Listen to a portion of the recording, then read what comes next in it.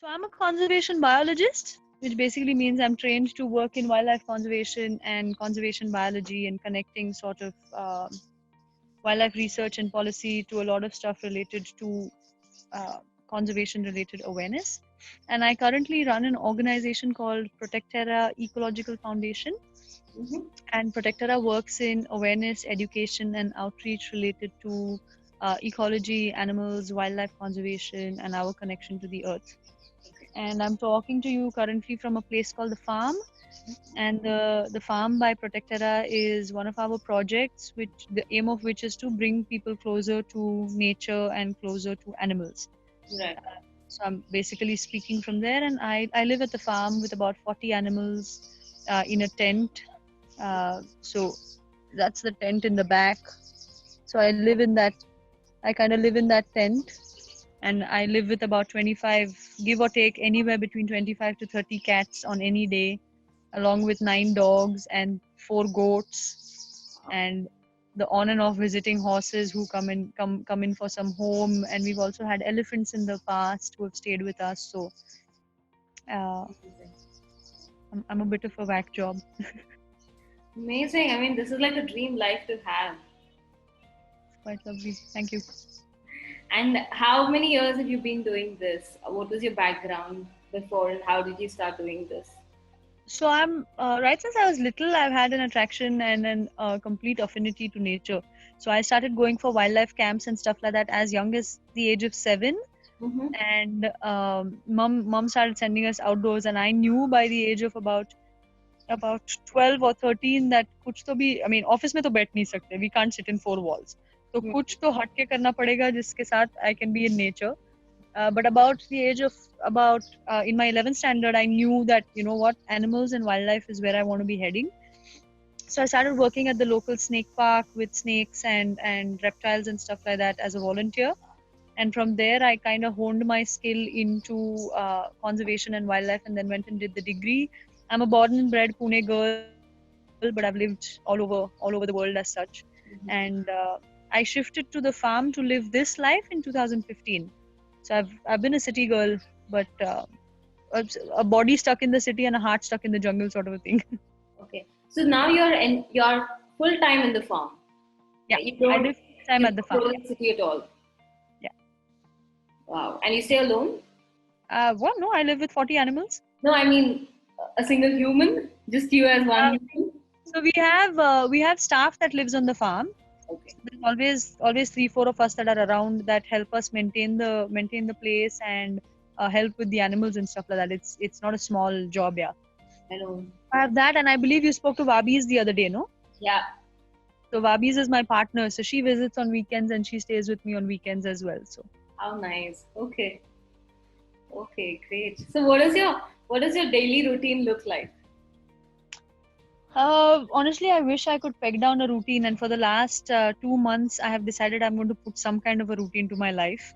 And generally, the mornings start with a short walk in the forest behind with what is supposed to be a walk for the dogs, but I end up having 2 dogs and 6 or 7 cats walking with me instead. So it's like I'm walking cats instead of dogs, and all the cats have a recall and they return when I call them and stuff like Oh, that. So it's quite cool.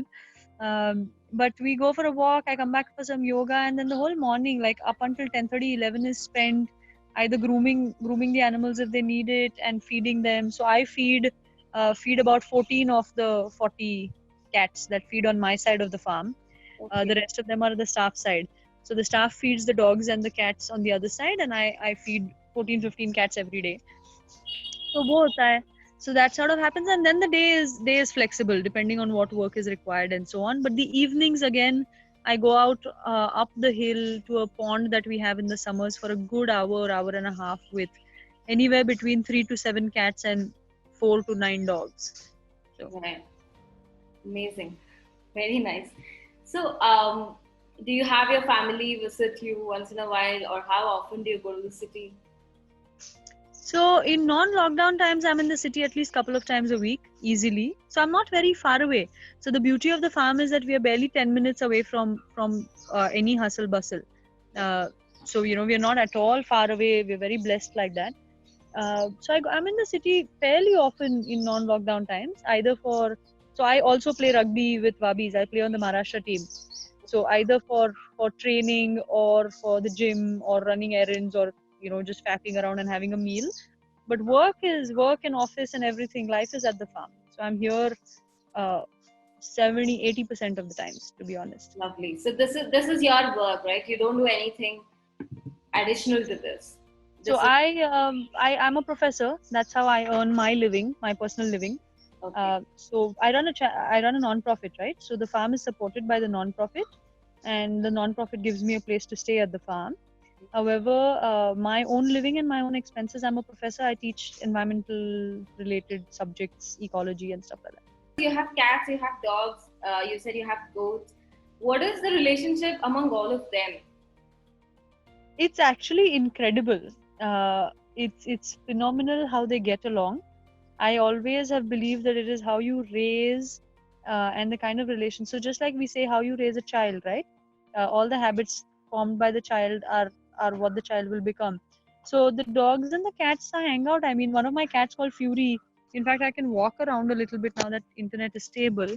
But Oh, one of the cats that we have called Fury, he grooms my dogs, yeah, regularly. He's like really? grooming them and like licking them, and I laugh at him. I laugh at him and tell him, how long it's going to take you to like actually finish grooming one of the dogs. I don't know where Fury is right now, but they get along. And we have one dog who's the alpha dog of the farm. Her name is Mawa. She's a little brown girl. She's an Indie. So we have 9 Indies and we have one Siberian Husky, who also adopted me about 6 years ago. And they all get along. Of course, pack mentality है, एक दूसरे के साथ झगड़ा करते रहते हैं, एक दूसरे पे, there's a whole hierarchy. So Mawa, who's the alpha dog, उसने उसका job decide कर लिया है. Her main task and job is to protect the goats. So wherever the goats are, Mawa is like the shepherd dog. She's hanging out with the shepherd dogs. Wow, The that's cats hang out together. They regularly are cuddling with the dogs, grooming them.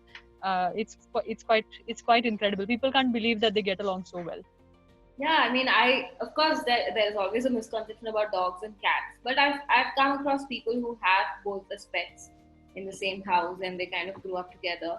But having goats, dogs, and so many cats at the same place. So you said you all go for a walk together. Do Yeah. the goats also So come along? at one point, I used to take the goats, but now they're damn slow. They want to graze on every tree and every plant, so we don't walk. We end up just like hanging around the goats itself. So the goats are kept in a large enclosure for sort of half the day, and the rest of the time they're grazing free. But the thing is, it is a challenge with the goats because sometimes when the pack mentality kicks in with the dogs, they've caught the goats or they've tried to get funny. Here's a visual for you.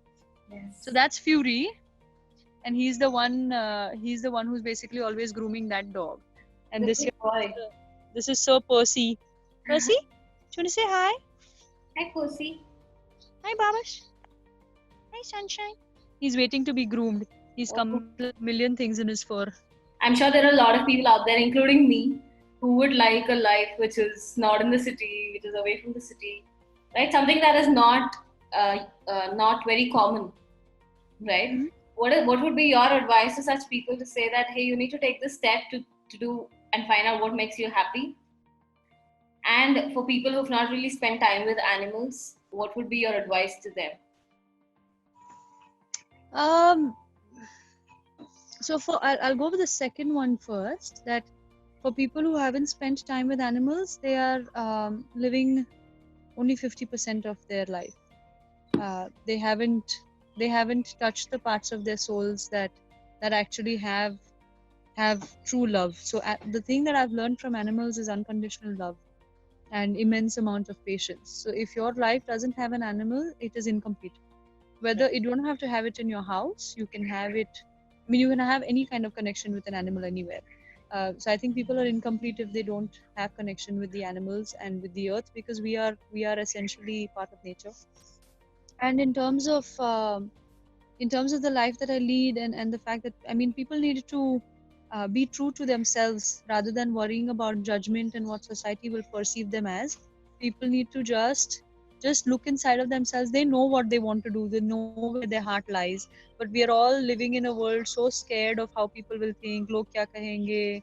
Dar jayenge kya? So if people can just genuinely listen to their heart, we'll be in such a better place in life. Absolutely. Absolutely. I wish more and more people were true to. I mean, sometimes we never know till a situation comes about how true we are to ourselves. But I yeah, think that's the best thing to learn from animals, no, Shruti. You work with animals as well. That yes, they're just so true to their nature. There's no rubbish. कुछ yeah, दिखावा नहीं है.